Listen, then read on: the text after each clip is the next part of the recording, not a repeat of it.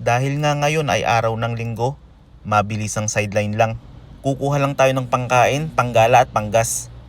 Dahil meron pa kaming samba sa hapon at kakain kami sa labas pagkatapos ng church. Bali ito nga ang una kong ginawa. Nag-deliver ako ng mga paninda kong balot. At pagkatapos, dumiretso naman ako dito sa una kong gawa. Dito lang to sa Satwa, bandang Japlia. Alas 3 na nga ng hapon nang ako'y magsimula at kasama ko ang aking mag-ina. Sabi ko sa kanila ay maghintay na lang doon sa sasakyan. At buti na lang ay hindi ako pinahirapan ng washing machine na ito. Pinalitan ko lang siya ng carbon brush at inaayos ko lang ang sensor.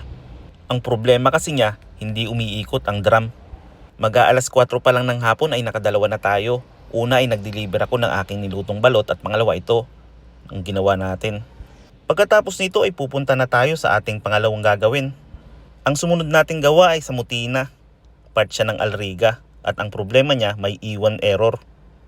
At ang brand naman niya ay Nikkei. Madalas pagka ganyang error ay papalitan lang ng door switch.